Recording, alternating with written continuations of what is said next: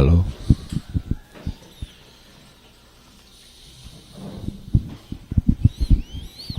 Hagamos uma oração mais ao Senhor.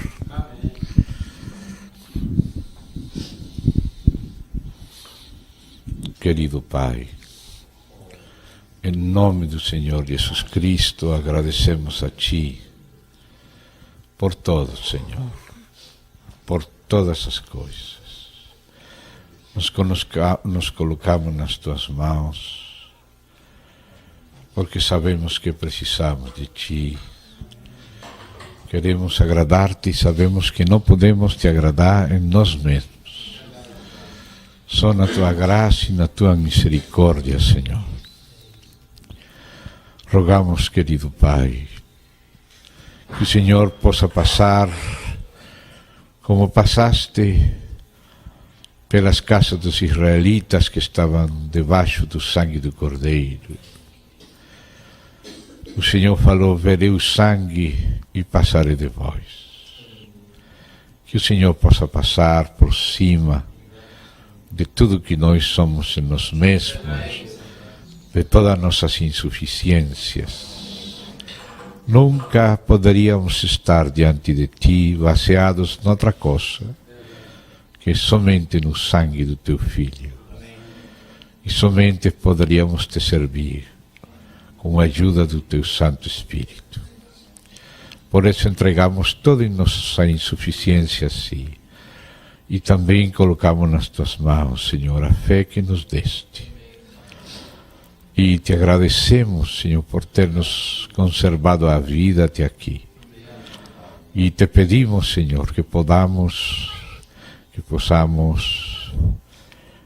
avançar na Tua presença, considerando a Tua palavra, que Teu Santo Espírito nos ensine, nos corrija, nos cubra, nos ajude.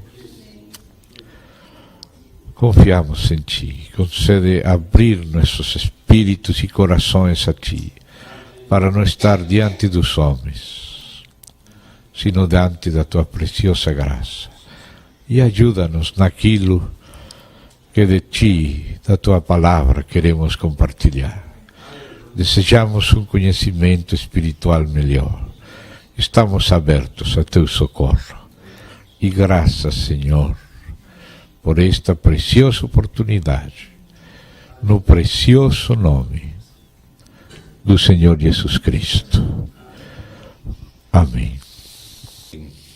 Estivemos começando a comentar aquele primeiro verso, aquela primeira palavra do verso 26 do capítulo 1 do livro de Gênesis, porque nos anteriores dias nesta região temos estado compartilhando com os irmãos alguns aspectos da Trindade, enquanto o que tem a ver com o ser de Deus, especialmente aquele aspecto essencial, ainda que vimos aspectos da pessoa, mas o relativo principalmente à Trindade essencial, ainda que se mencionou o aspecto econômico. Agora, sabemos que temos que passar desse primeiro chamado mistério de Deus, Cristo, aquele segundo que as Escrituras chamam um mistério da vontade divina. O mistério de Deus está coberto pela chamada teologia propriamente dita, que é acerca de Deus, do ser de Deus principalmente. E agora passaríamos a esse segundo capítulo da divina teleologia. Já não é a palavra teologia de Teos e Logos, sino teleologia de Telos e Logos. O telos é aquele objetivo, aquele propósito eterno que Deus se colocou a si mesmo, ainda que para conosco, como um objetivo. Então esse é um telos, um objetivo, uma causa final. Então pertence, digamos, a essa matéria da divina teleologia. Amém? depois de ver o ser de Deus, então vemos o querer de Deus. O aspecto da teologia propriamente dita e o aspecto da teleologia, do querer de Deus, do propósito eterno do Senhor. E por causa disso, depois de haver dedicado alguns capítulos à primeira parte em relação ao ser de Deus, começamos a iniciar uma consideração sobre o querer de Deus, e especialmente no que tem a ver conosco. E tínhamos chegado lá, se vocês lembram, ao capítulo 1 de Gênesis, e nos tínhamos encontrado com uma letra, a letra Vau, que aqui em Ferreira de Almeida é traduzida também, em Reina e Valera é traduzida então, e tem ainda outras traduções possíveis. E por isso o nosso tema foi antes da Vau, em Gênesis 1:26. Vamos dizer, chegamos ao verso, também disse Deus, façamos o homem. Mas vocês sabem, antes de Deus começar a fazer, entre o ser de Deus e o fazer de Deus, está o querer de Deus. Entre o ser de Deus e o fazer de Deus está o espaço do querer de Deus, do propósito de Deus consigo mesmo, com seu filho e então também com a criação que ele criou. E de maneira especial com os homens que decidiu criar a sua imagem e a sua semelhança. Então esse espaço que fica, vamos dizer, um espaço conceitual, que fica entre o ser de Deus e o fazer de Deus, está esse espaço conceitual do querer de Deus. O propósito eterno de Deus. O amor eterno de Deus, já não somente para com seu Filho, sino para com as criaturas que Ele criou com seu Filho, em seu Filho e para seu Filho. Esse amor de Deus se estende da Trindade ao redor dela, não? Como um arco-íris, não? Como uma dispensação de Deus. E o amor de Deus então passa a ser exercido em relação às suas criaturas também. E nesse amor existe um objetivo sublime para as suas criaturas, entre elas fundamentalmente o homem. O homem. Então, nesse capítulo estamos. Por isso falamos antes da Vau de Gênesis 1:26. Iniciamos ontem isso. Esse é o ponto no qual estamos. Essa Vau, esta palavra, também disse Deus. Mas ele disse isso porque já tinha esse objetivo no seu coração. Então, o fato que Deus tem um querer conforme a qualidade do seu ser, não é qualquer querer, o beneplácito de Deus que ele se propôs, aquilo que praze a Deus, é de uma suprema qualidade e qualidade. Então, por isso, nosso chamamento é chamado supremo chamamento. Ninguém foi chamado para um chamamento tão alto como o chamamento que Deus tem para seu Filho com sua igreja.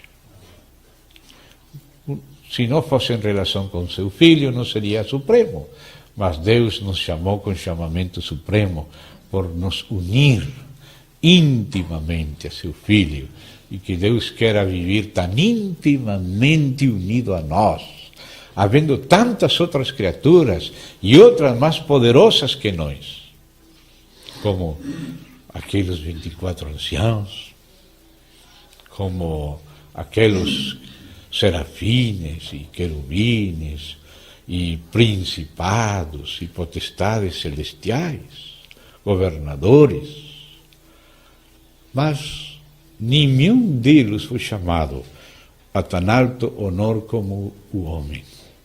Só do homem Deus disse: façamos o homem a nossa imagem.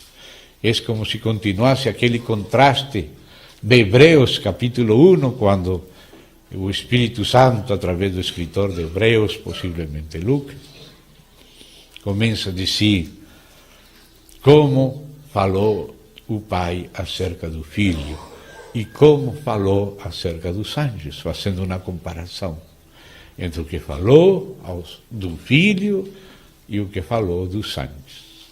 E agora essa continuidade do contraste também aparece agora em relação com a igreja, como em outro lugar da palavra disse, porque não chamou aos anjos para esse propósito, não? E não deu para eles o século vindouro, senão a semente de Abraão, que é Cristo, no qual somos membros de seu corpo. Amém? Então, esse contraste agora também continua, o contraste do destino dos anjos e do destino dos homens em Cristo. É uma diferença imensa. E esse destino já começa a ser aqui expressado. Mas quando Deus disse façamos, quando Ele toma essa decisão na base do seu ser, da sua excelência e do seu beneplácito, e seu querer, esse propósito, e para fazer esse propósito, Ele exerce esse amor eterno, e Ele exerce a sua omnisciência, seu conhecimento antecipado, ou presciência, e na base dessa presciência, então, Ele faz eleições em Cristo, e na base dessas eleições, Ele ordena todas as coisas para o bem e o benefício daqueles que são chamados conforme a seu propósito, que são aqueles mesmos que amam a Deus em Cristo. Amém? Então, todos esses capítulos de amor eterno, presciência, conhecimento antecipado, eleição, ordenação e outras coisas que decorrem delas, que vêm depois delas, que são implicadas e consequência delas, pertencem a esse capítulo antes da Val. A esse capítulo entre o ser e o querer e o fazer de Deus. É o querer de Deus. Então, estamos nisso. Estamos nesse ponto. E ontem somente fizemos uma introdução desse aspecto. E esse aspecto tem que ser considerado porque está implicado nessa palavra façamos. Quando Deus disse, o Pai disse, o Filho disse, o Espírito disse, as três pessoas da Trindade dizem, façamos. Então aí estamos vendo esse propósito. Estamos vendo essa decisão de Deus. É um propósito decidido a ser cumprido. E é um decreto de Deus para consigo mesmo. Porque Ele falou, façamos. Então eles, o Pai, o Filho e o Espírito, tomaram a decisão de fazer. E certamente que cada um deles tem uma parte nesse fazer. E estes primeiros capítulos da teleologia pertencem de maneira muito especial, sem excluir ao Filho e ao Espírito, mas pertencem ao Pai enquanto Pai. Ao Pai enquanto Pai, porque o Filho participa do objetivo e do propósito do Pai. E também o Espírito. Mas, no aspecto econômico, podemos colocar ao Pai como primeira pessoa. Não estamos falando primeira no tempo, porque o Pai, o Filho e o Espírito Santo são eternos. A divindade é eterna, o propósito é eterno. Mas falando no econômico, existe uma ordem, como sempre é expressado, não? Na conumeração dentro do mesmo conjunto que fez o próprio Jesus Cristo. Ide, fazei discípulos, bautizando eles no nome do Pai, do Filho e do Espírito Santo. Existe uma conumeração no mesmo conjunto, mas ao mesmo tempo aparece primeiramente o Pai. E de fato, se vamos falar logicamente, temos que colocar primeiro o Pai antes que o Filho. Amém? Porque o Filho é filho do Pai. É unigênito do Pai. E temos que colocar o Espírito Santo no aspecto lógico, não no aspecto divino, eterno. No aspecto de nossa lógica, em terceiro lugar. Porque ele procede do Pai e do Filho. Né? Mas esse proceder não é para rebaixar a sua divindade, sua adorabilidade, nem nenhuma dessas coisas, senão por causa da nossa lógica, que precisa compreender em ordem certos assuntos.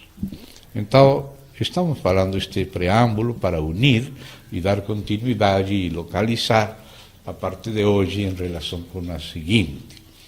Então, seguimos nesse capítulo. Poderíamos dizer que continuamos antes da Val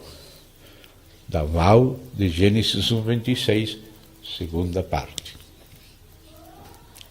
Ontem, ao fazer menção desses aspectos de presciência divina e de eleição em Cristo, como estão relacionadas com as criaturas de Deus e com o povo de Deus, com o gênero humano, com o homem coletivo, com o lugar de Israel, com o lugar da igreja, o conhecimento antecipado que Deus tem da igreja, o conhecimento antecipado que Deus tem de Israel.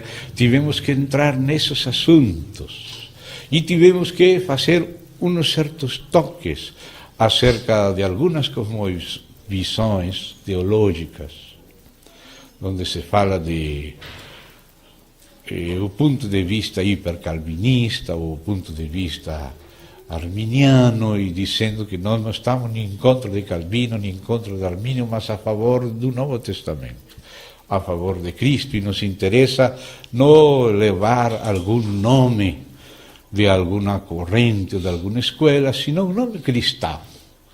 E como tem muitos cristãos e muitos são chamados de cristãos, então, ok, aceitaríamos cristãos bíblicos, não como denominação, sino como identidade.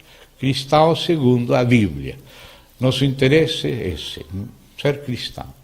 Não temos interesse em convertir em calvinistas, ou em arminianos, ou em anticalvinistas, ou em anticalvinianos a ninguém, senão somente ser sinceros, examinar a palavra o melhor que entendemos, compartilhar ela com os irmãos, respeitando os irmãos, permitindo os irmãos examinar livremente, e se podem concordar, amém, e se podem discordar, também respeitamos, não estamos impondo nada, somente estamos como os irmãos caminhando juntos, caminhando com os irmãos, examinando na medida que vamos aprendendo e colocando isso ao exame dos irmãos, deixando que seja o próprio Espírito Santo que ensine a cada qual e que seja o próprio Espírito Santo quem ajude ou já seja confirmar ou deixar ainda em molho aí na água, refrescando as coisas. Então, nós estamos falando de maneira totalmente dogmática,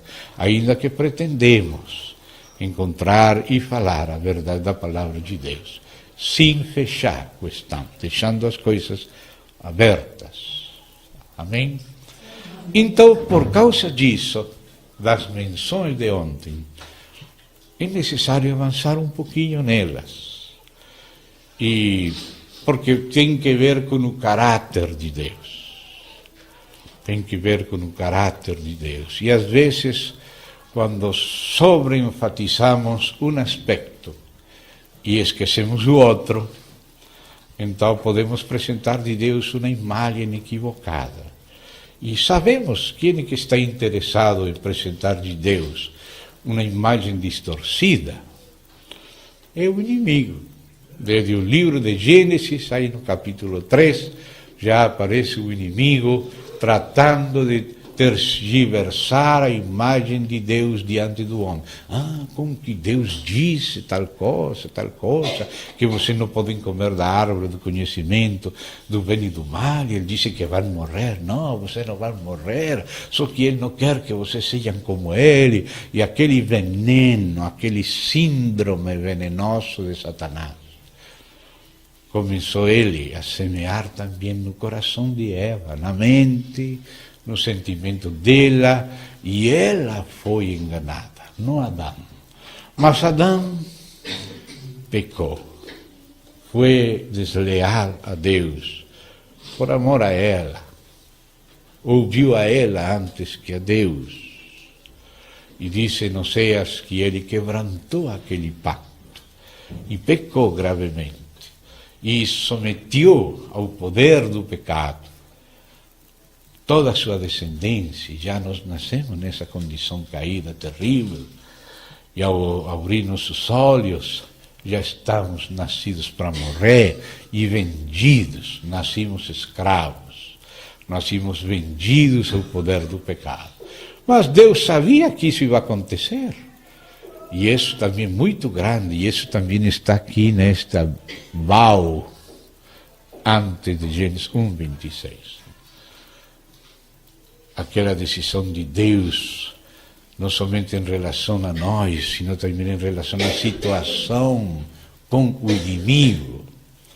E nossa situação entre Deus e o inimigo. Tudo isso está já claramente incluído no verso 26, quando ele decidiu que se contemos, expressamos Ele, representamos Ele, em seu nome dominaríamos. Esse domínio seria donde outros que se rebelaram estão dominando. Portanto, nosso aparecimento na cena já é no meio da guerra.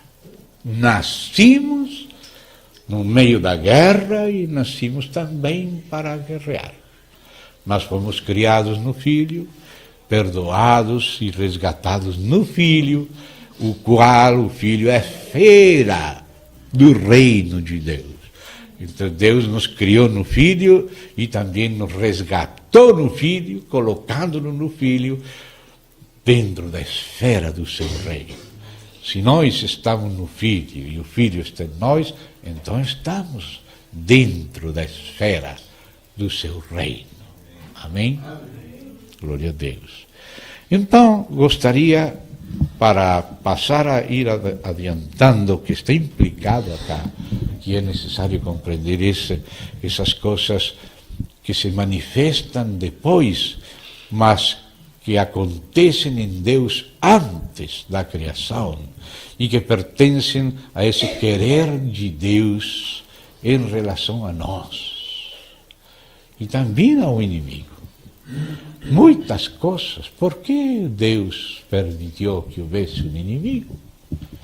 Por que permitiu que o inimigo conseguisse tanto? E ainda assim, ele decidiu fazer algo e disse, façamos isto. E decidiu fazer isso antes da fundação do mundo, mas falou isso quando já havia um inimigo. Não havia um inimigo quando Deus decidiu, mas Deus sabia que haveria inimigo. Então, isto está na palavra de Deus. Tem coisas de Deus que Ele não revela, que Ele guarda para si. Mas tem coisas que Ele revela e que vai revelando na hora certa, porque Ele vai nos incorporando nessa edificação e nessa guerra que existe. E por isso Ele vai nos iluminando e alimentando, para que cumpramos nossa missão na geração que nos corresponde. Porque cada geração tem sua missão. O homem geral e o corpo de Cristo têm uma missão geral, multigeneracional, multissecular, de muitos séculos. Mas nós pertencemos a um século especial, vamos dizer o século XXI, Amém? E cada eon, cada período, cada tempo tem sua função na sucessão dos tempos. Amém? Então, nós não temos que estar atrasados. Como não podemos nos adiantar, mas podemos nos atrasar. Então, o melhor é não nos atrasar, sino acompanhar ao Senhor. Amém? Acompanhar seu Espírito e acompanhar a hora dele. Para esta hora estás tu aí, falou Mardoqueu para Esther. E do filho se falou que ainda não havia chegado sua hora. Mas também se falou quando chegou sua hora.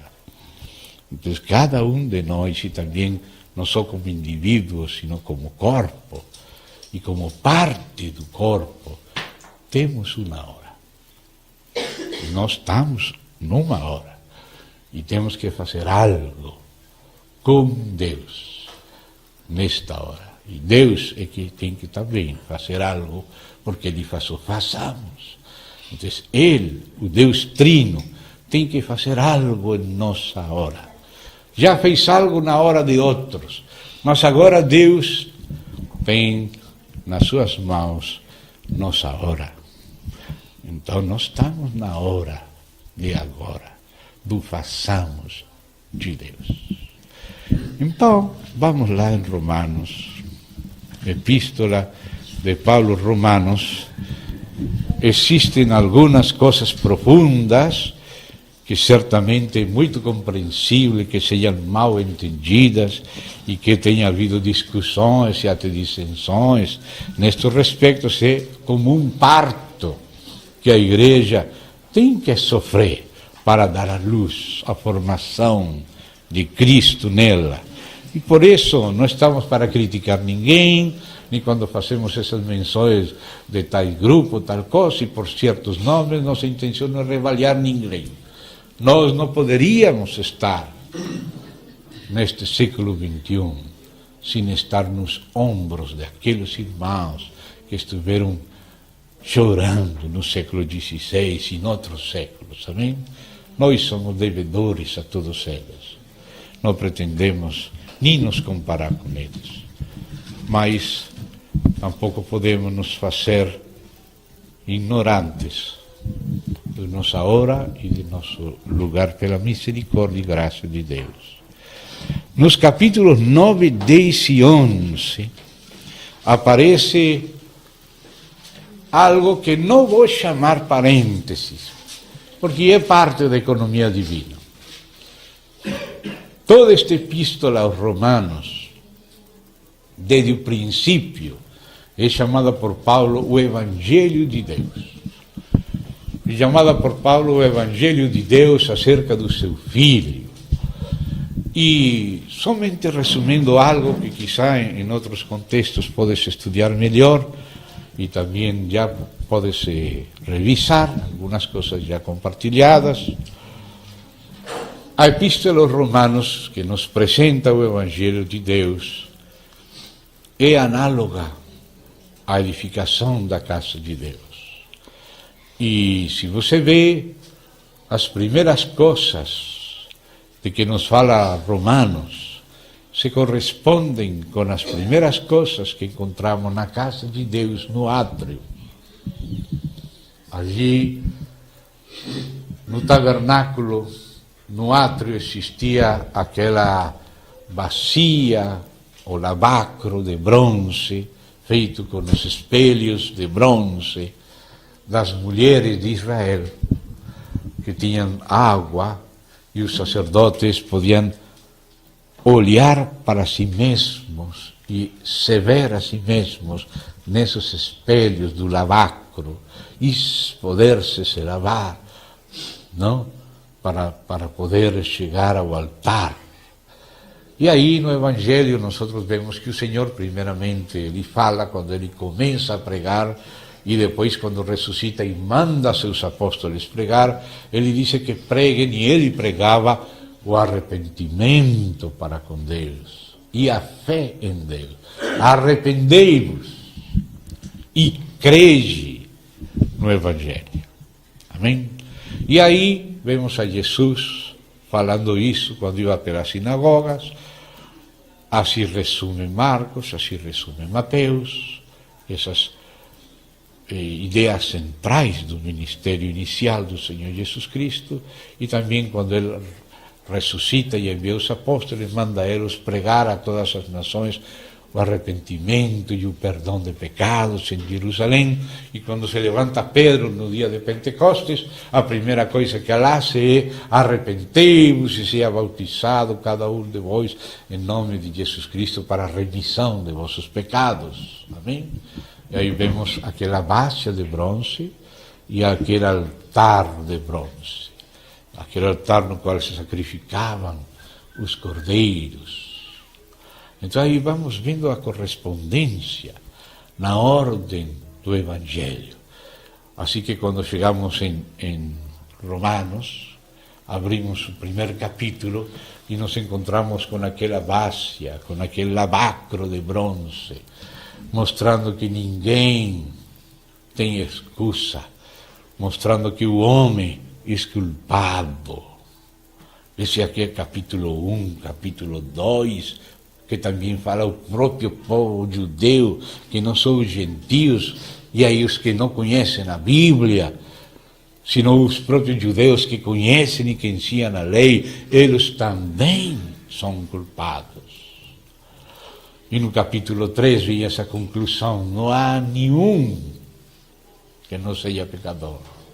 Todos somos culpados. Aí estamos vendo o átrio, aí estamos vendo o lavacro, aí estamos vendo o espelho que nos conduz ao arrependimento, ou seja, o trabalho inicial do Espírito com o mundo, de convencer o mundo de pecado, de justiça e de juízo, mas também nos levar, nos conceder o arrependimento e a fé, nos conceder chegar pela graça a Cristo e começar a conhecer a Cristo e ser perdoados por Cristo, ser crucificados com Ele, amém?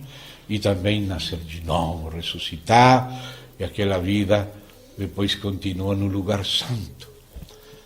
E no lugar santo já vemos em Romanos, no capítulo 4, que ainda é o altar de bronze, o primeiro dos sacrifícios, é o holocausto, e depois vem os sacrifícios pelos pecados, pelas transgressões, depois vem o sacrifício pelo pecado em singular, como em Levítico, quando você começa a ler as classes de sacrifícios, você vê nos primeiros 6 capítulos que apresenta diferentes aspectos do sacrifício de Cristo.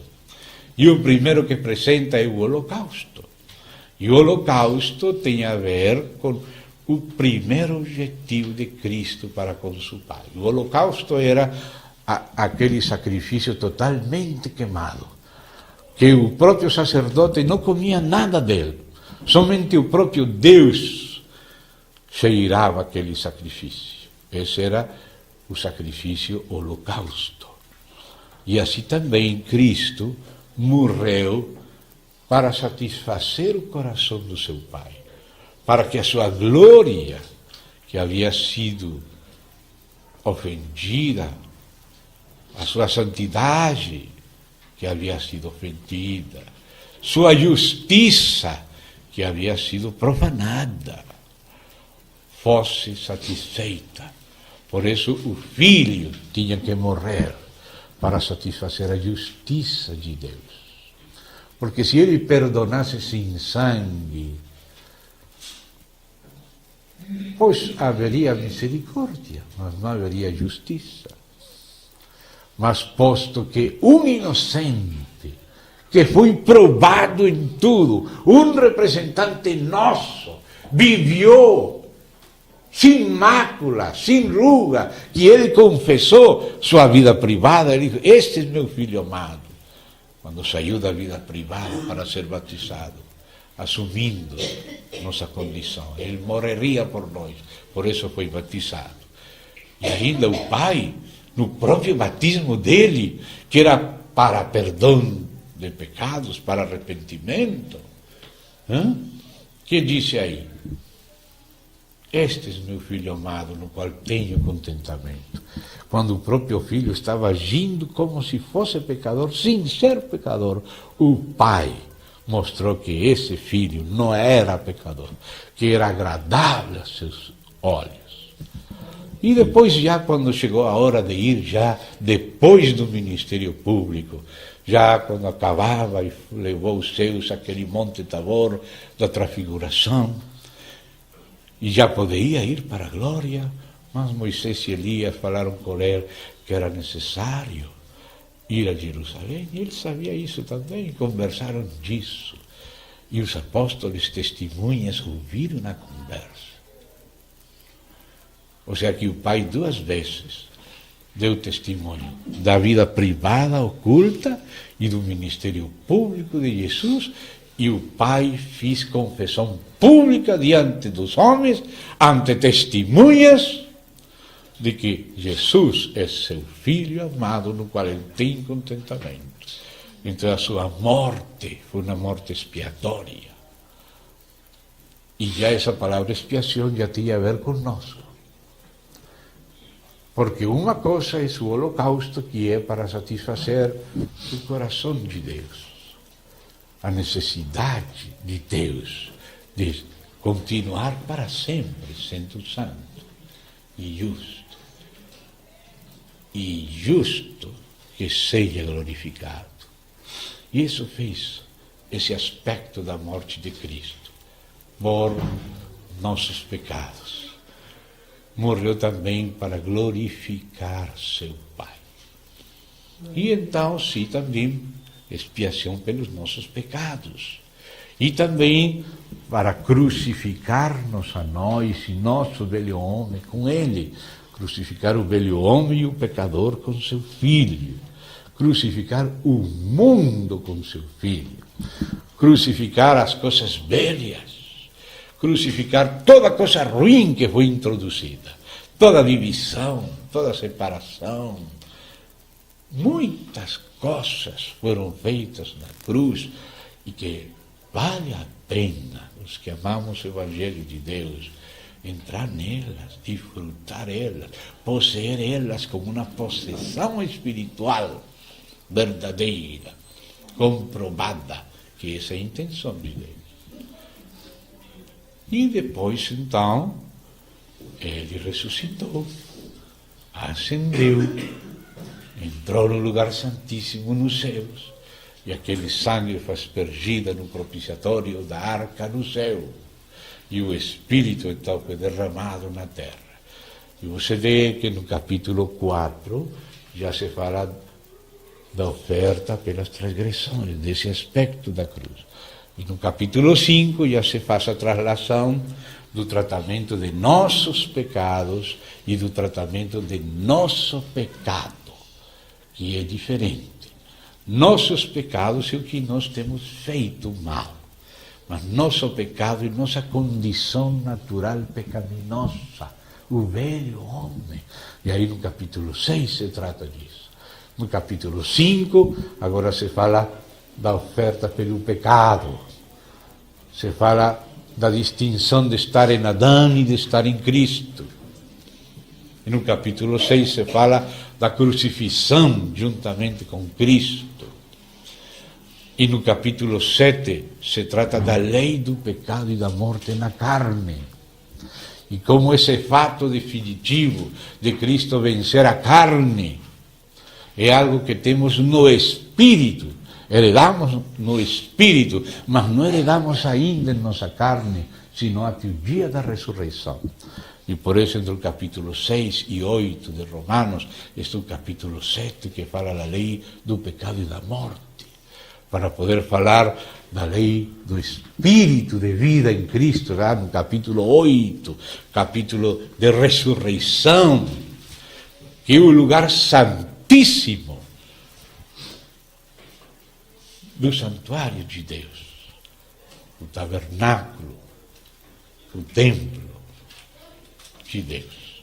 Aí vemos como se corresponde o tabernáculo e o ministério tipológico do tabernáculo, do sacerdócio no tabernáculo, com Romanos. Mas você vê que havia um átrio, um lugar santo e um lugar santíssimo, e há lá o trono onde flui o rio do Espírito, está no capítulo 8. Mas a casa também tem que estar edificada ao redor dessa parte íntima. Então a casa começa a ser descrita no capítulo 9, não no capítulo 12. Sim, é no capítulo 12 onde aparece a igreja. É no capítulo 12 onde aparece o corpo e as funções do corpo. E nos capítulos finais você vê a vida prática do corpo de Cristo, ainda nas saudações finais de Paulo aos Romanos. Você vê as tábuas edificadas como tabernáculo, ou vamos dizer, você vê o edifício e você vê também aquelas câmaras ao redor do santuário. Mas não podemos passar do capítulo 8 ao capítulo 12, sem passar pelo capítulo 9, 10 e 11, que não é um parênteses. Capítulo 9, 10 e 11 servem de base para a casa, porque todo o preparo da casa vem desde o Antigo Testamento, vem desde Israel. Então não podemos chegar a compreender bem o assunto da igreja sem compreender o assunto de Israel, porque Deus começou a diretar a igreja com Israel. E como ontem lembrávamos, trabalhou com Israel em função da igreja. Quando falou para Abraão, disse: Abraão, em tua semente serão benditas todas as famílias da terra. E aí está a igreja. Né? Aí está a igreja. E quando Deus trabalhou com Israel em função da humanidade inteira, em função das demais nações. E até nos dias que estivemos compartilhando com os irmãos em Búzios, deixamos um capítulo para ver o aspecto do período intertestamentário, onde Deus esteve também muito ativo, ainda que no cânon das escrituras do Antigo Testamento não apareçam livros dessa época. Os fatos de Deus nessa época aparecem prontos quando começa o Novo Testamento. Assim que ainda o período intertestamentário foi necessário para avançar na economia divina. Amém? Então, sim, agora chegamos ao Novo Testamento, chegamos à história da igreja para ir recebendo e conhecendo a Deus, e então também o querer de Deus. E essas coisas que estão relacionadas com o seu querer, que tem a ver com o seu beneplácito, propósito, vontade, conhecimento antecipado, eleição, ordenação, etc. Amém? Então, estes capítulos 9, 10 e 11 de Romanos têm a ver com essa base necessária para compreender melhor a casa de Deus, o resto da casa de Deus. Porque já começou a falar em Romanos desde o átrio e foi passando, e termina com a vida prática da igreja e sua esperança, lá no capítulo 16. Mas note que no Evangelho de Deus está incluído o aspecto de Israel.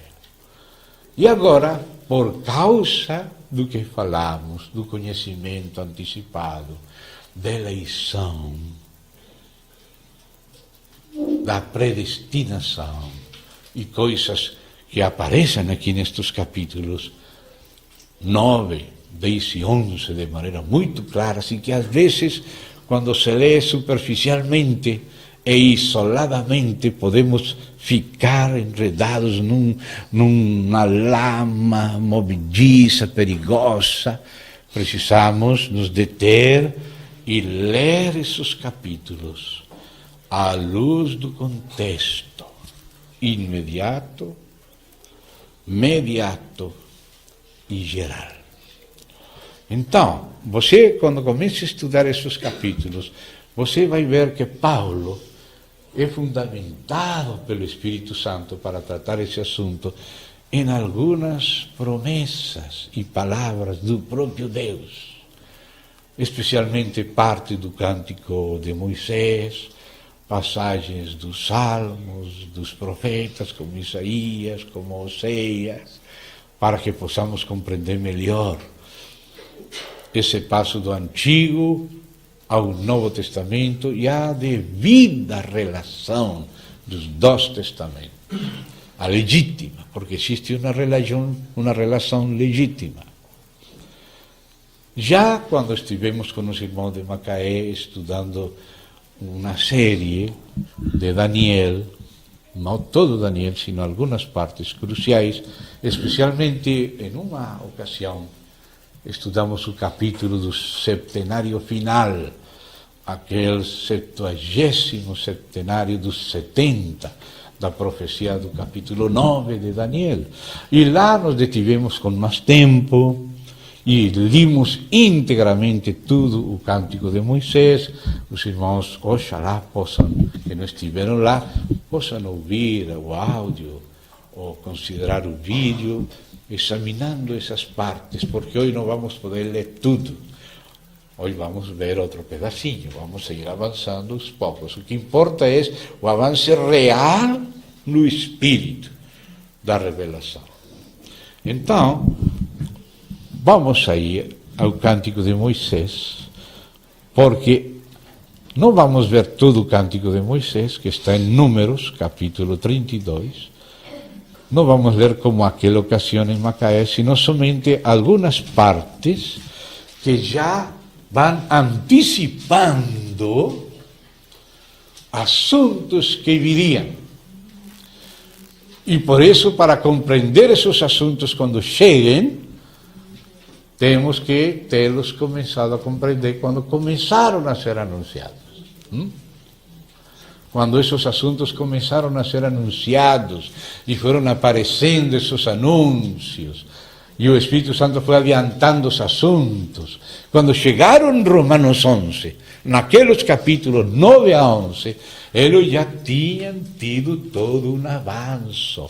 E por isso você precisa ver o início e ver o avanço, para que quando chega essa porção de Romanos 9 a 11, onde tem umas frases muito sérias, que se você não coloca no contexto imediato e geral, você pode se enredar. Porque, como disse esse princípio hermenêutico, texto sem contexto é um pretexto. Não cremos que seja a intenção de nenhum irmão errar. Todos erramos, podemos errar. E por isso dizemos, Senhor, eu sou passível de errar. Eu não posso confiar em mim. Tem compaixão de nós. Nos ensina. Não entendo bem este assunto aqui. Me explica, Senhor. E se o Senhor me ensina, eu vou compartilhar com meus irmãos o que o Senhor me ensina, se é a vontade do Senhor. E então ele, às vezes, diz, ok, eu vou ensinar. Começa a ensinar aos pouquinhos. Mas não podemos impor o que temos aprendido, porque temos que seguir aprendendo, e aprendendo na comunhão entre todos. Então, abrimos estas coisas sem impor, porque sabemos que a imposição não pode ser exterior, porque a verdadeira edificação de Deus é por revelação dele. Mas na comunhão sempre entre nós, Deus pode trazer revelação também, na comunhão. Então, vamos lá no capítulo 32, e aí vou ver algumas partes, vou aproveitar que tenho aqui comigo também em espanhol, porque às vezes estudo em espanhol e marco alguma coisinha ali, é mais fácil encontrar em espanhol. Deuteronômio 32. Não, Deuteronômio.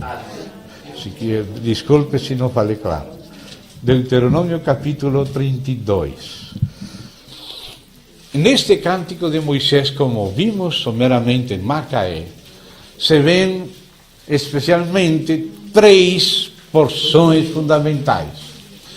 Na primeira parte deste cântico que Deus deu para Moisés com Josué e que os dois cantaram e ensinaram ao povo, é um cântico profético, onde Deus está mostrando toda a história futura de Israel.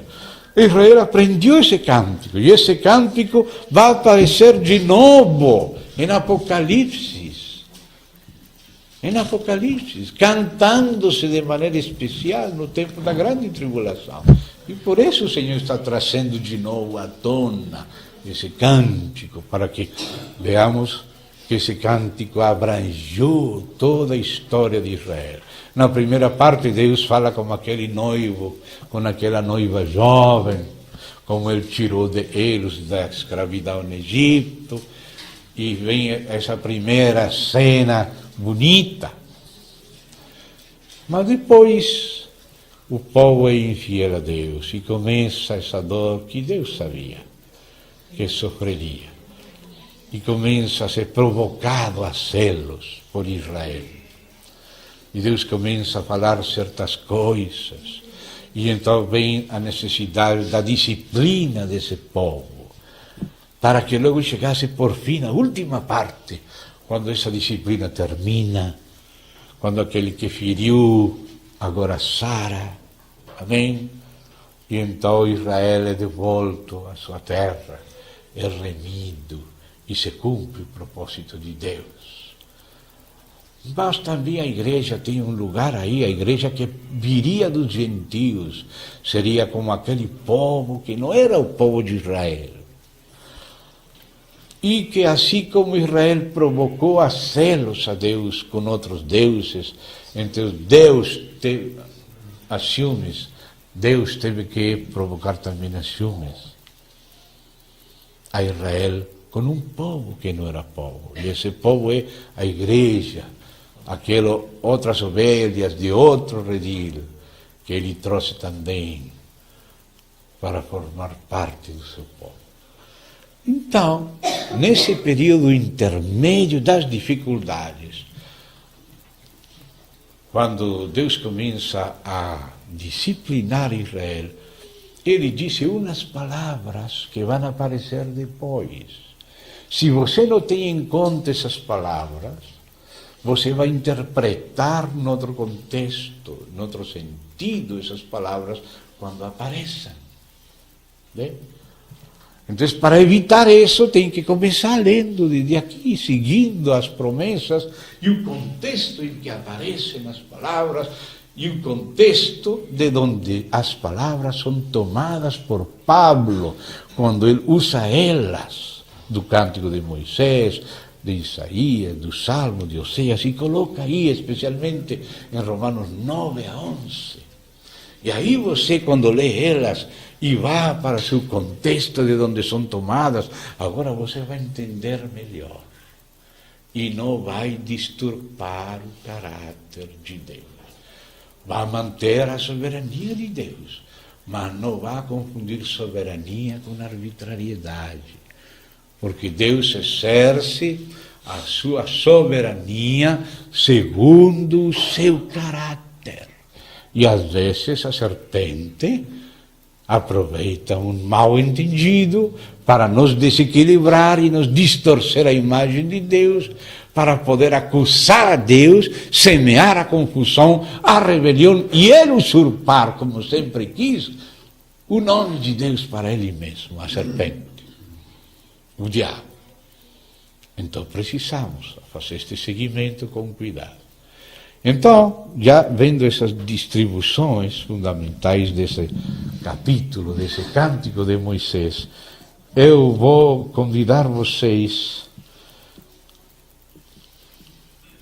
ao verso 15, Deuteronômio 32, 15. Até aqui, até o 14, vinha falando daqueles tempos bonitos, amém? Como ele trouxe eles como águias com os pintinhos delas sobre suas asas, enfim, e tudo como alimentou ela. Mas chega o verso 15 e diz o seguinte: mas engordou-se o meu amado, deu coisas, engordando-se, o meu amado deu coisas, engordou-se, engrossou-se, ficou nédio e abandonou a Deus que o fez. Desprezou a rocha da sua salvação. Note toda esta fundamentação do verso 15, que ainda continua. Com deuses estranhos o provocaram a celos, por isso eu falo também de celos, que ciúmes. Com abominações o irritaram. Sacrifícios ofereceram os demônios. Por isso Paulo fala disso lá em Coríntios, aos Coríntios. Não a Deus. Há deuses que não conheceram. Não os deuses que vieram há pouco, dos quais não se estremeceram seus pais. Os gentios se estremecem de medo diante dos demônios. Mas seus pais não se estremeceram desses que não eram deuses, porque conheciam o verdadeiro. O verdadeiro nos livra de nos estremecer dos demônios que gostam de nos assustar. Eles sempre querem que temamos, porque o temor é a arma deles para nos controlar e nos paralisar. Mas os que conhecem a Deus não se estremeciam deles. E Ele não quer que nós temamos, se estamos firmes no único Deus verdadeiro.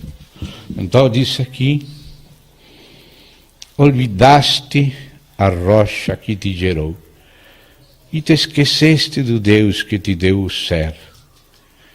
Viu isto o Senhor, e os desprezou por causa da... Sublinho essa palavra de novo. Por causa da. Algo arbitrário é algo sem causa. Mas quando diz por causa da, e aí nessa palavra por causa da, está resumindo o que vem falando desde o verso 15. E chega aí ao verso 19, segunda parte, por causa da provocação de seus filhos e suas filhas. E disse, olha o que diz aqui Deus, esconderei deles o meu rosto, verei qual será o seu fim, porque são raça de perversidade, filhos em que não há lealdade, a zelos me provocaram com aquilo que não é Deus, com seus ídolos me provocaram a ira. Portanto, sublinho outra vez, portanto, o verso 9, viu isto por causa da provocação. Você vê essas palavras? Viu isto e disse, esconderei celos o meu rosto. Porque, viu a palavra porque? Estou sublinhando as palavras. Essas são as palavras que não permitem interpretar o endurecimento parcial de Israel como se fosse uma arbitrariedade de Deus. Nem tampouco aquele outro endurecimento do coração de Faraó análogo ao de Israel. Porque às vezes, quando pensamos num Deus soberano, que disse Paulo que tem misericórdia de quem tem misericórdia e endurece o que endurece. Às vezes pensamos que os endurecimentos de Deus a Faraó, ao próprio diabo, que está expressado no Faraó, e o endurecimento parcial de Israel são arbitrariedades do seu soberano que ninguém pode resistir. Certamente ninguém pode resistir à soberania de Deus. E certamente Ele é soberano, mas exercita sua soberania com justiça, segundo esse caráter. E essa justiça começa a aparecer aqui nestas palavras. Mas engordando-se meu amado, deu coices, ficou nédio, abandonou o Deus que o fez, desprezou a rocha da sua salvação, com deuses estranhos o provocaram a celos, com abominações o irritaram, sacrifícios ofereceram aos demônios, não a Deus, sino a Renfã. E aquela estrela do Deus Renfã até agora aparece na bandeira de Israel, que usava na magia negra os antigos. E disse mais coisas. Esqueceste do teu Deus que te deu ser visto, viu isto, o Senhor, e os desprezou por causa da. Há uma causa para Deus decidir enceguecer parcialmente Israel durante um tempo. Não é arbitrariedade de Deus. Visto isto, por causa da provocação, disse, esconderei. E por isso os olhos deles foram enceguecidos. E por isso se fala do endurecimento parcial de Israel, lá naquela passagem do 9 ao 11 de Romanos. Aqui já começa Deus a introduzir o assunto de Romanos, porque Romanos estava previsto no conjunto da revelação completa da Bíblia. Mas para entender Romanos, você tem que ver que Romanos é uma edificação, na hora certa, que está vindo desde muito atrás, incluso deste cântico de Moisés. Então aqui, quando disse Deus, esconderei deles o meu rosto, verei qual será o seu fim, porque, outro de novo, por causa de, por quê? Por que fala Deus assim? Está mentindo Deus? Não. Está explicando por que encegueceu parcialmente a Israel. Porque são raça de perversidade, filhos em que não há lealdade. A celos me provocaram com aquilo que não é Deus, com os seus ídolos me provocaram na ira. Portanto, vê? Deus faz as coisas com razões, não com arbitrariedade. Eu os provocarei a celos com aquele que não é o povo, com louca nação despertarei a ira. Esta ira que Deus vai despertar, a ira santa. Deus quer despertar a Israel a ira santa, ira contra a sua própria loucura e contra o engano do inimigo. E disse, porque um fogo se acendeu no meu furor, e arderá até o mais profundo do inferno. E muitos destes que não se arrependeram e que não recebem a Cristo vão para o inferno, para o Seol. Jesus falou, se não credes que eu sou, em vossos pecados morrereis. E sigue falando e disse aqui, consumirá a terra sua mesa, abraçará os fundamentos dos montes, amontoarei males sobre eles, as minhas setas se esgotarei contra eles. Você pensa que o holocausto e os pogroms e tantos sofrimentos, cativeiro, não são estas setas? Será que Israel, que canta isto desde seus inícios, ainda não entende este salmo, este cântico de Moisés? Deus ajudará Israel. Deus terá misericórdia. Aquele que castigou, feriu, sarará também. Devorados pela febre, peste violenta, contra eles enviarei dentes de feras. Ou você acha que Goering, Himmler, todos aqueles companheiro de Hitler, não eram destas feras? E outros, e a ardente peçonha de serpente do pó, fora devastará a espada, em casa o pavor, tanto o jovem como a virgem, assim a criança de peito, como o homem encanecido. Mas aqui começa Deus a colocar o freio para passar a terceira cena.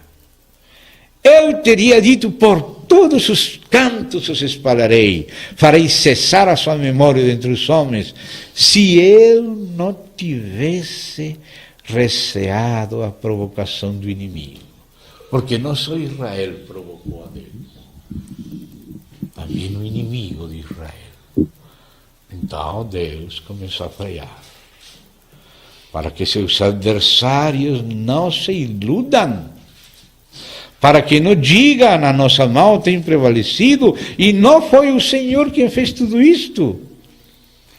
Porque o meu povo é gente falta de conselhos, neles não há entendimento.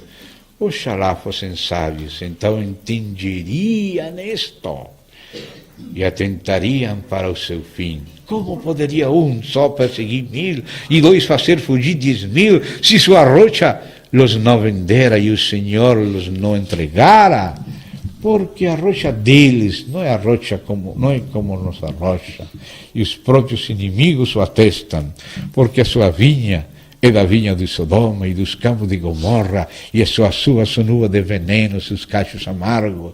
Que ofensa grande se fez a Deus para falar estes capítulos. Moisés entendia. Seu vinho ardente veneno de répteis, peçonha terrível de víboras, não está isto guardado comigo, selado nos meus tesouros? A mim me pertencem, e agora vou sublinhar no mesmo sentido. Palavra vingança e palavra retribuição. Essas palavras têm que estar na mesma lista. Portanto, viu isto. Por causa disto, agora fala vingança. Diz, minha vingança. Não vos vingueis vocês mesmos. Nós não somos justos para nos vingar como deve ser. Certamente com retidão como é Deus. Esta vingança não é pecado. É disciplina, é justa ira de Deus. Mas a palavra é vingança. Não é arbitrariedade. É retribuição. Não é arbitrariedade. Vingança e retribuição. E disse mais, a seu tempo, quando resbalar o seu pé, porque o dia da sua calamidade está próximo, o seu destino se apressa em chegar, porque o Senhor fará justiça a seu povo. Tanto em relação com o próprio povo, como em relação aos inimigos. Ele corrigirá seu povo com justiça e com misericórdia, e também castigará seus inimigos também. E se compadecerá dos seus servos. E como essa terceira cena é preciosa, irmão. Por isso Israel está de novo lá. Quando vir que o seu poder se foi. Imagine-se Deus vindo, não somente os filmes que nós podemos ver do Holocausto, sino o resto que os que negam o Holocausto, negam. Deus viu mais do que nós. Quando vi isto, disse Deus, e muito mais, viu que seu poder se foi, que já não há nem escravo nem livre, então dirá, onde estão os seus deuses, a rocha em quem confiavam? Deuses que comiam a gordura dos seus sacrifícios deles, bebiam o vinho de suas libações. Levante-se ele e vos ajudem, para que haja esconderijo para vosotros. E aí, quando viu Israel que não tinha salvação em si mesmo, então aí começaram a entender. Veja agora que eu sou. Eu somente. E mais nenhum Deus além de mim. Eu mato. Esse é o castigo. E eu faço viver. Essa é a restauração de Israel. Essa é a readmissão de Israel que fala Romanos 11. Eu firo, essa é a dispersão. E eu saro, é a readmissão. Viu? E não há quem possa livrar alguém da minha mão. Levanto a minha mão aos céus e afirmo pela minha vida eterna.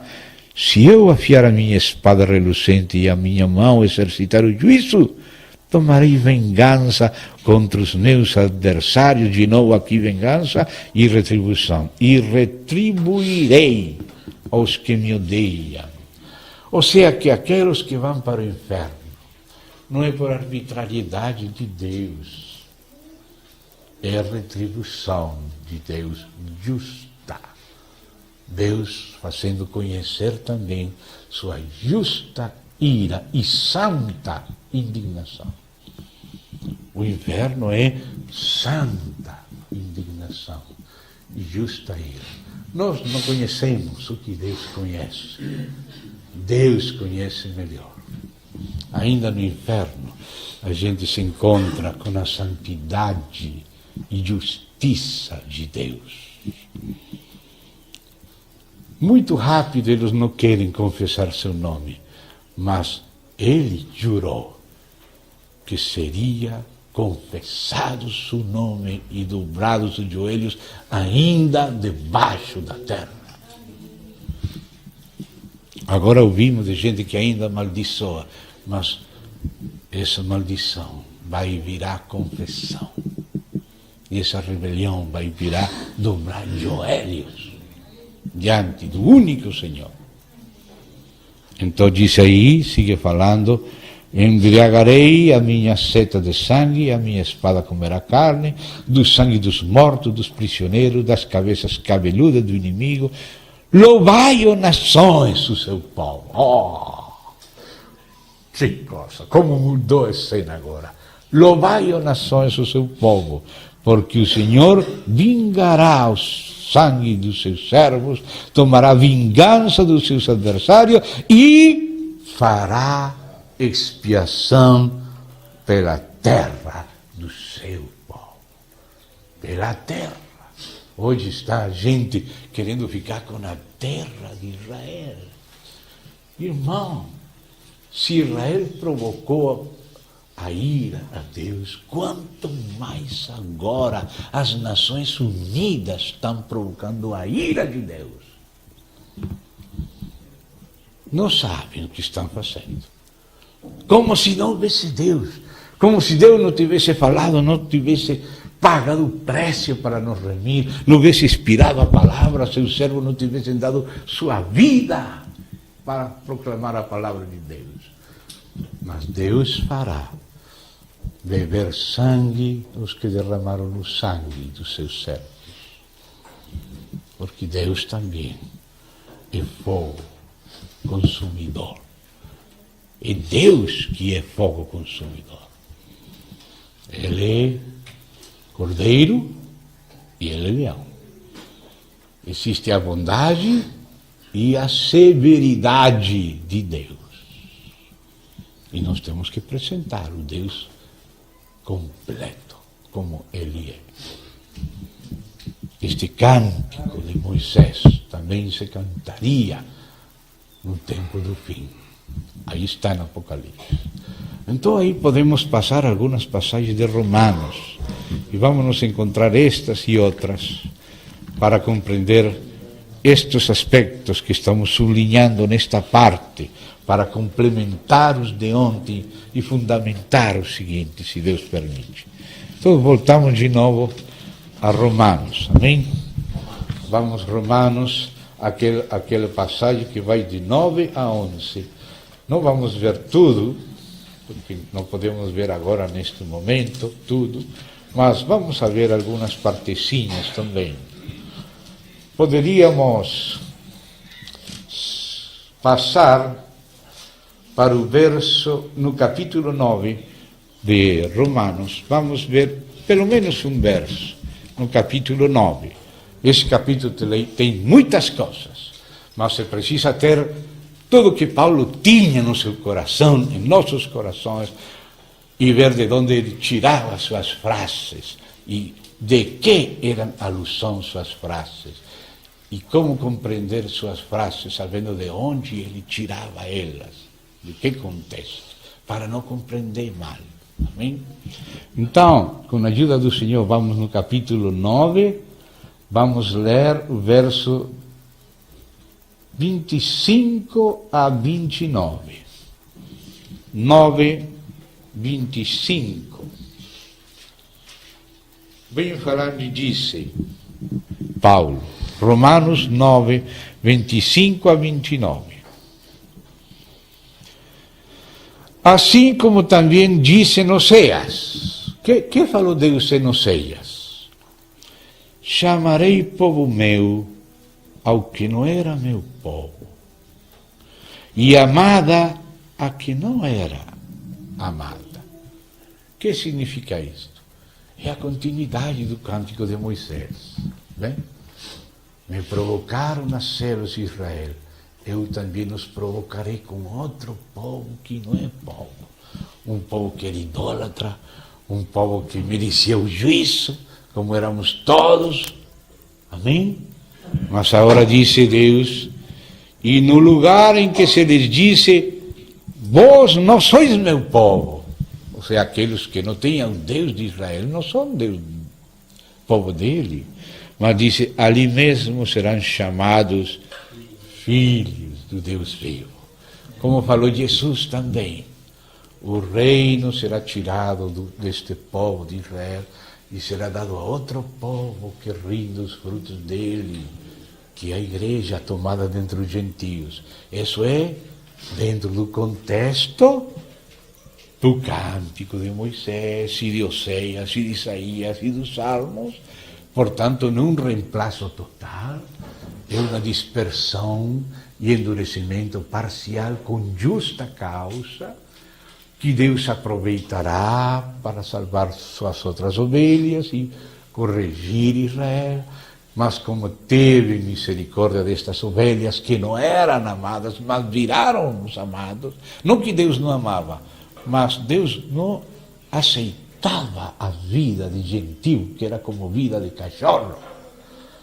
E os gentios eram tratados como cachorros, porque viviam como cachorros. Mas Deus, a igreja, como vimos ontem, conheceu antes da fundação do mundo, mas em Cristo, que morreu pelos pecados mortais da igreja e de Israel. Conheceu a igreja e conheceu também a Israel. Conheceu que no final conseguiria terminar de fazer o que falou, façamos. E isto é a maneira como ele está fazendo as coisas. Amém? Tudo isto, não só uma parte, tudo.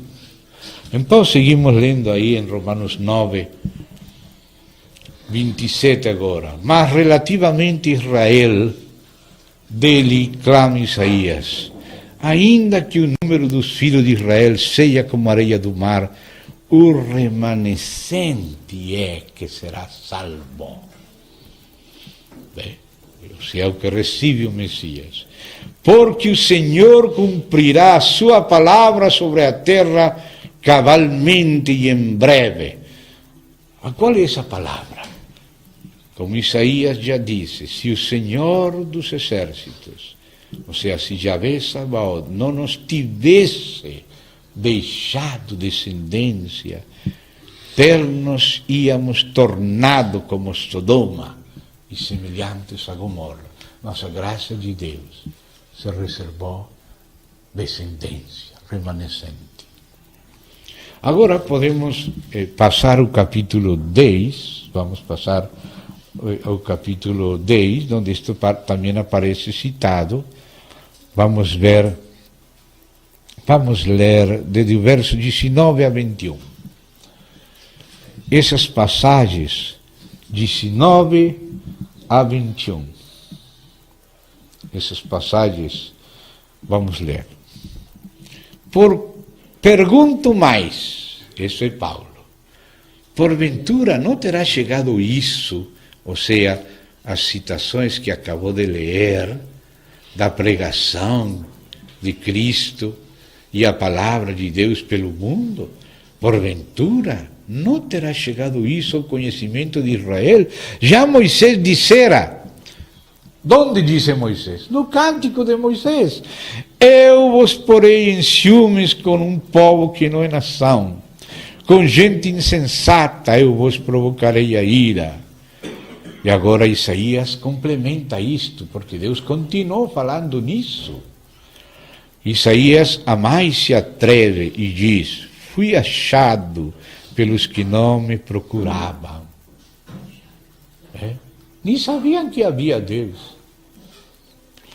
Ainda que estavam conhecendo alguma coisa através da natureza, mas não chegaram a entender por meio da natureza. Então Deus teve misericórdia também e enviou o Evangelho. E agora disse: revelei-me aos que não perguntavam por mim. Quanto a Israel, porém, disse: todo dia estendi as minhas mãos a um povo rebelde e contradicente. Você vê como Deus abriu os olhos de Paulo para ver aquela continuidade do plano de Deus acontecendo com Israel. E por isso Paulo disse: eu não estou falando nada do que Moisés e os profetas falaram, que seria dessa maneira. Já chegamos no capítulo 11, e ontem limos aquele verso 2, onde se habla do conhecimento antecipado também de Israel. Assim como no capítulo 8 se fala do conhecimento antecipado dos predestinados da igreja. 11:2. Deus não rejeitou seu povo, a quem de antemão conheceu. E aí sigue falando umas frases, e depois de falar do remanescente, no verso 4, reservei para mim, como aquele exemplo, naquele tempo. Agora tem havido outro tempo, Deus de tempo em tempo tem se reservado esse remanescente, por graça. Agora chegamos no verso 7. Que diremos, pois? O que Israel busca, isso não conseguiu, mas a eleição o alcançou. E os mais foram endurecidos. Olha aí, essa palavra que alguns ficam preocupados, mas lembre-se que já isso começou a ser explicado desde o próprio cântico de Moisés. E não coloca um ponto, olha aí que é uma vírgula. Às vezes esse espaço que fica livre faz dar a impressão que parece que é um ponto à parte. Não disse assim: os mais foram endurecidos, ponto à parte. Não, não é assim. O que disse é o seguinte, verso 7 no final: e os mais foram endurecidos, como está escrito. É uma vírgula, não um ponto. Os demais foram endurecidos, como? Como está escrito. Então vamos ver aqui o que está escrito. Deus lhes deu o espírito de entorpecimento, como tinha prometido, por certas múltiplas causas no cântico de Moisés. Esconderei deles o meu rosto. Também em Isaías, quando fala: quem irá este povo? Vai, feche os olhos deles e explica por quê. Explica por quê. E isso é análogo também com o endurecimento de Faraó. Os dois endurecimentos são análogos. Então, por quê? Porque Paulo menciona o endurecimento de Faraó e fala do endurecimento de Israel. Por isso são análogos. Né? E diz aqui: os mais foram endurecidos, como está escrito. Como está escrito? Deus lhe deu espírito de entorpecimento, olhos para não ver, ouvidos para não ouvir, até o dia de hoje. Você vê que o verso 8 tem aí uma espécie de letrecinha pequena. Você vê essa letra pequena? Que está chamando ao P, a rodapé. 11:8. Veja, vale em rodapé. Isaías 29:10. Você vê aí Isaías 29:10? Vamos para lá, marque aqui. Vamos pegar o contexto de Isaías 19:10. Vamos lá. Isaías, capítulo 19, para ver de que passagem se estava lembrando Paulo. Qual era a passagem que Paulo lia e que estava no seu coração? Amém? 11:18, Isaías 29:10, perdão, 29:10.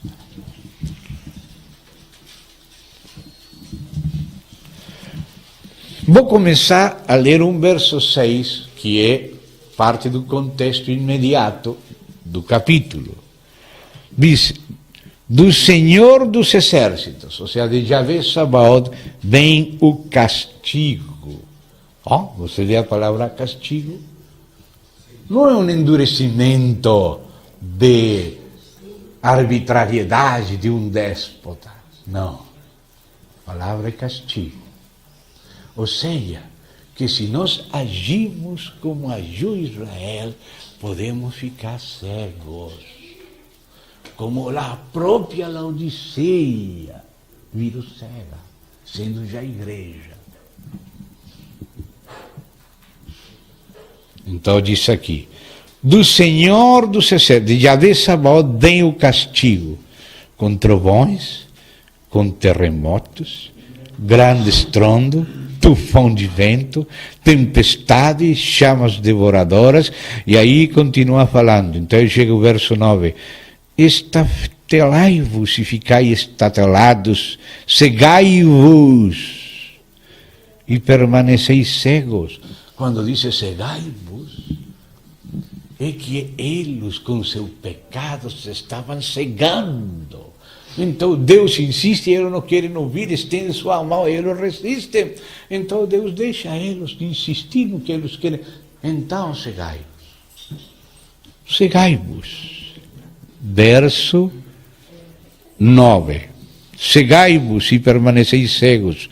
Bêbados estão, mas não de vinho, andam combaleando, mas não de bebida forte, porque Yahvé derramou sobre vós o espírito de profundo sono e fechou os vossos olhos, que são os profetas, e vendou as vossas cabeças, que são os videntes.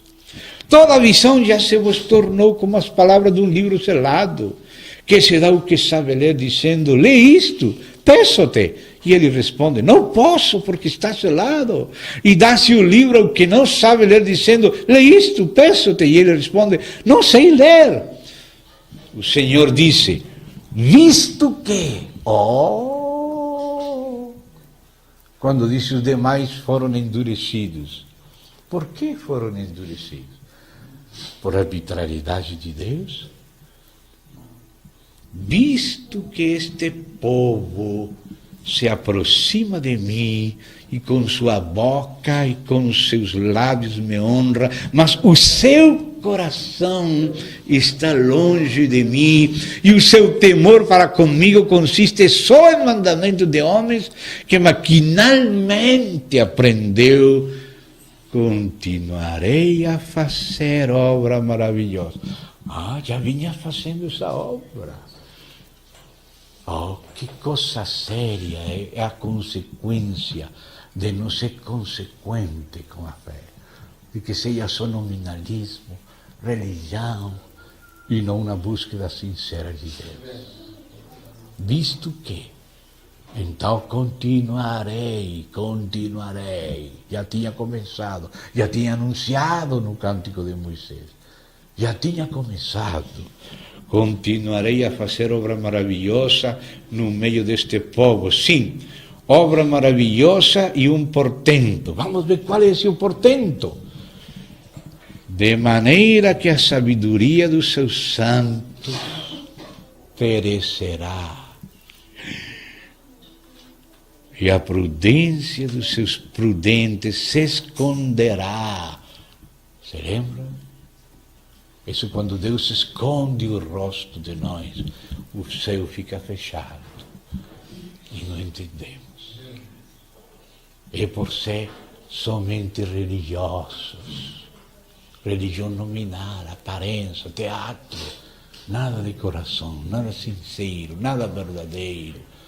Deus não é arbitrário, Deus é justo, mas a ofensa nossa é grande para com Deus. A Odisseia vai fazer vomitar ao Senhor, como Israel fez vomitar o Senhor. E disse assim: ai dos que escondem profundamente o seu propósito do Senhor, e as suas próprias obras fazem às escuras e dizem: quem nos vê, quem nos conhece? Que perversidade a vossa! Como se o oleiro... com razão fala do oleiro e dos vasos de ira, preparados para a destruição em Romanos, nessa passagem. Como se o oleiro fosse igual ao barro, e a obra dissesse do seu artífice: ele não me fez. E a coisa feita dissesse do seu oleiro: ele nada sabe. Já vê qual era a passagem que tinha Paulo? Isaías. Ele cita isto de Isaías. Por isso citou aquela frase, naquele contexto. Nesse contexto deve ser interpretado. Então voltamos lá para Romanos, capítulo 11. Agora chegamos no verso 9, porque 8 era de Isaías. Agora disse: e diz Davi, já não somente Isaías, já antes de Isaías tinha falado Isaías. E olha o que disse aí por Davi, Deus: torne-se-lhes a mesa em laço e armadilha, em tropeço e punição. Punição quer dizer o mesmo que castigo. Quer dizer o mesmo que retribuição. Está falando isso no contexto de ficar endurecidos e enseguecidos, como punição. Você vê que também aí continua: escureçam-se-lhe os olhos, para que não vejam, e fiquem para sempre escurvadas as suas costas. Então, irmãos, vamos que essa passagem, versos 9 e 10 de Romanos 11, provém do Salmo 69. Então vamos marcar aqui, vamos a esse Salmo 69, a ver o contexto mais geral, e você vai ver que é um contexto messiânico. O Salmo 69 é um salmo messiânico, que fala do Messias. E o Messias falou: se não credes que eu sou, em vossos pecados morrereis. E você vê que este salmo de Davi, citado em Romanos 11, é um salmo messiânico. E é por causa da rejeição a Cristo que veio cegueira e mais coisas. Salmo 69, vamos lá, Salmo 69. Quizá não seja necessário ler todo o Salmo para nos dar conta que é um salmo messiânico, mas pelo menos vamos ler algumas passagens. Veja, por exemplo, o verso 9. Pois o zelo da tua casa me consumiu, e as injúrias dos que te ultrajavam caem sobre mim. Se lembra? Associa com Cristo. Vamos no verso, por exemplo, verso 21. Por alimento me deram fel, e na minha sede me deram a beber vinagre. Não é um salmo messiânico? Era o Espírito de Cristo em Davi gemendo. E sigue: sua mesa, verso 22, aquela que cita Paulo, sua mesa torne-se-lhes diante deles em laço, e a prosperidade na armadilha, oscureçam-se-lhe os olhos para que não vejam, e faça que sempre lhes vacile o dorso. Derrama sobre eles a tua indignação, e que o ardor da tua ira os alcance. Fique deserta a sua morada, como aconteceu com Judas, e não haja quem habite as suas tendas, pois, se dá conta? Pois é sustento, pois é razões suficientes, pois persiguen a quem tu feriste e acrescentam dores àquele a quem golpeaste. Soma-lhes iniquidade a iniquidade e não gozem da tua absolvição, se não credes que eu sou. Em vossos pecados morrereis, diz o Senhor. Que claro, esse é o contexto das palavras de Paulo aqui. Isso é a razão do endurecimento de Israel. Se dá conta? Oxalá entendessem e fossem sábios, disse o Senhor a Israel. E também as nações. Agora, vamos saltar um pouquinho ao verso 25. Já vamos terminar esta parte aqui. Romanos 11, verso 25. Porque não quero, irmãos, que ignoreis este mistério. Ou seja, o mistério de Israel é um dos mistérios de Deus a ser administrados à igreja. E o contexto dele aparece aí em Romanos, entre Cristo e a igreja, o lugar de Israel. Então disse, porque não quero,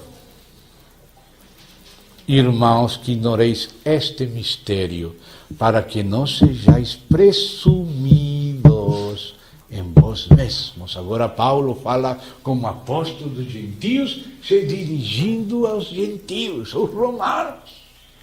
E o romano não era somente da cidade de Roma, essa era a capital de um grande império, do último, aquele que sairiam 10 chifres, e depois um chifrinho pequeno, esse.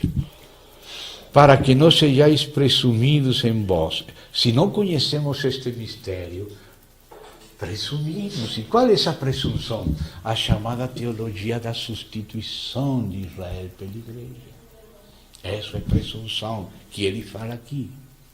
E não sejais presumidos em vós mesmos, que veio endurecimento em parte, ou seja, parcial. Por que só parcial?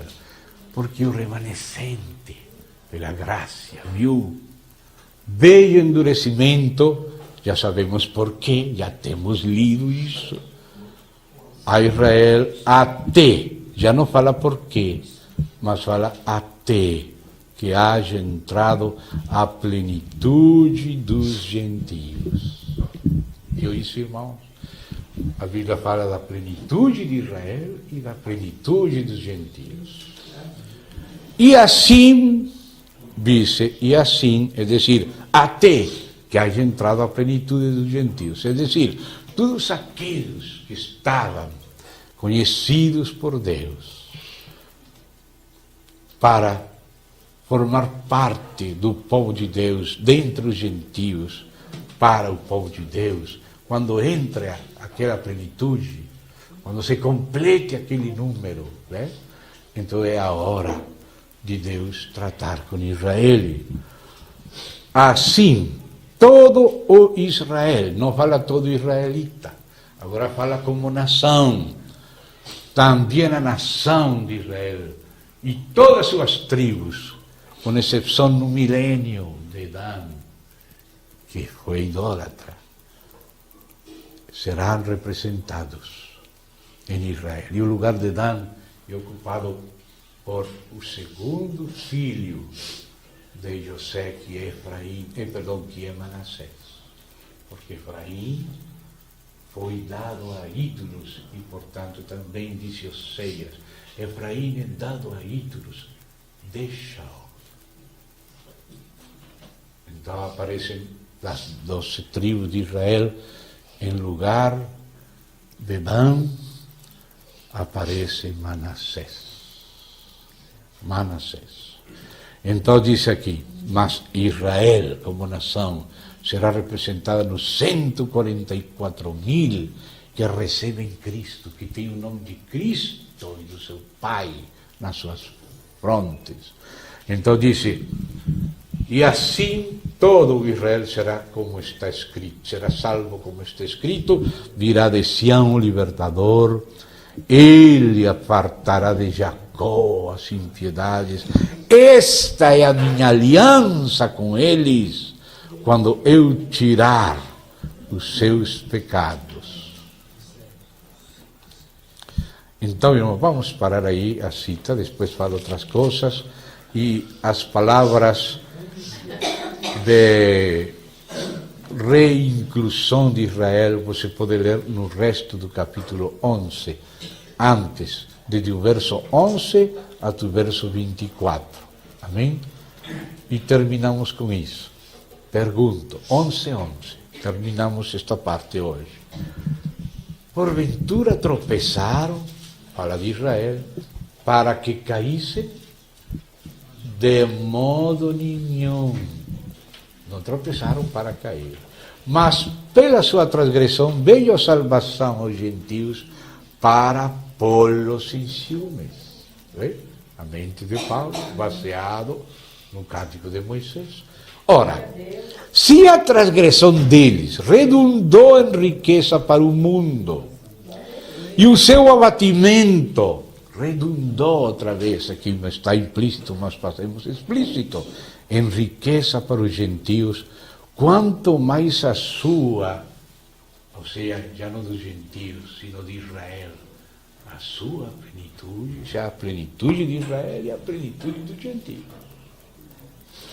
Dirijo-me a vosotros que sois gentios, visto, pois, que eu sou apóstolo dos gentios, glorifico o meu ministério, para ver se de algum modo posso incitar a emulação de meu povo e salvar alguns deles, ainda sendo apóstolo dos gentios.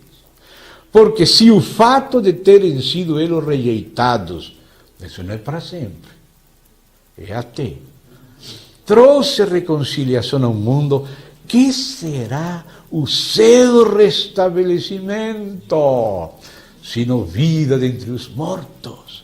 E aqui nos lembramos daquela passagem de Ezequiel, que mostra um vale de ossos secos, e fala que esses ossos secos são o povo de Israel, que Deus dá vida dentre os mortos a eles. E também a ressurreição física é nos tempos finais. E diz aqui, verso... Onde que estamos agora? É 15 ou 14? 15, obrigado.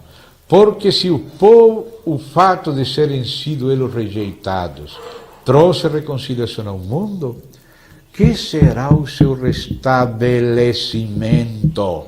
Seu restabelecimento, sino vida dentre os mortos, e se forem santas as primícias, essa aqui é as primícias, Israel, da massa, igualmente será a sua totalidade.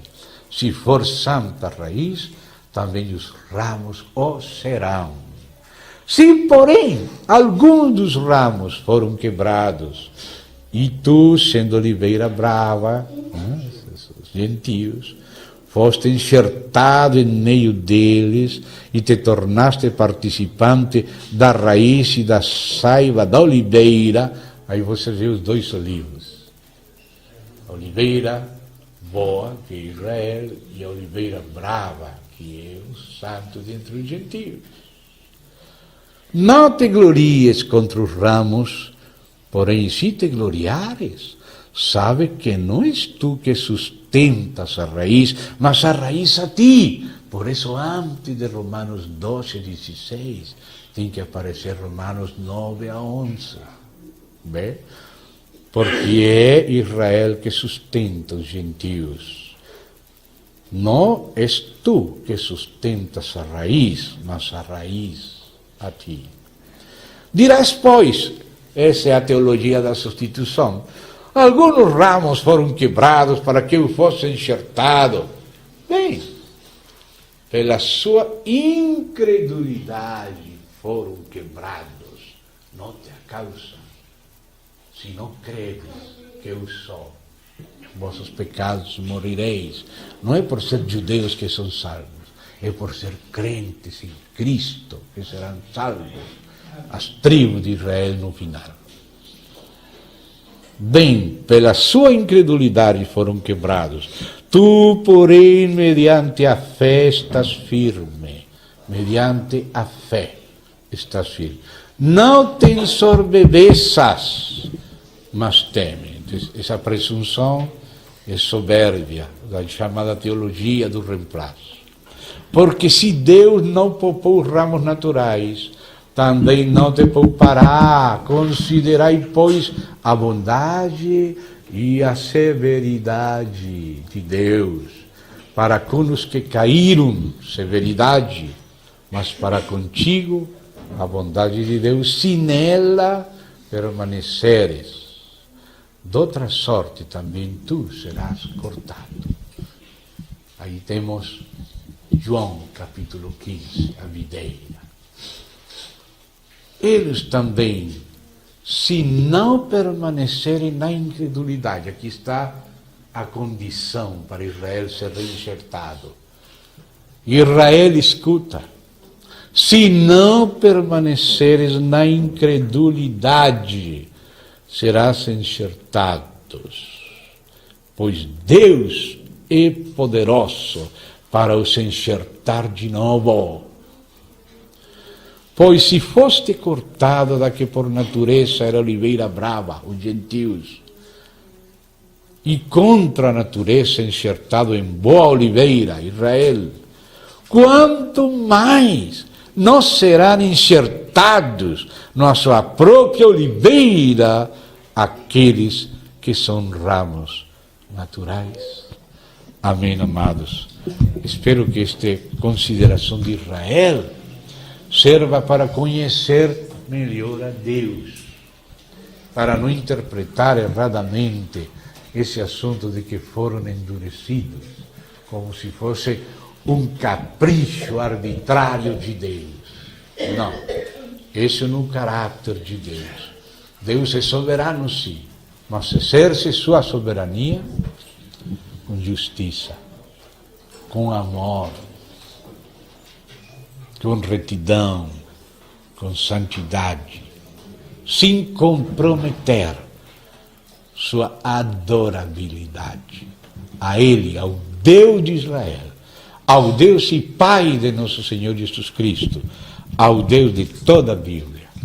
Adoramos e a Ele seja honor e glória, em nome do Senhor Jesus. Amém.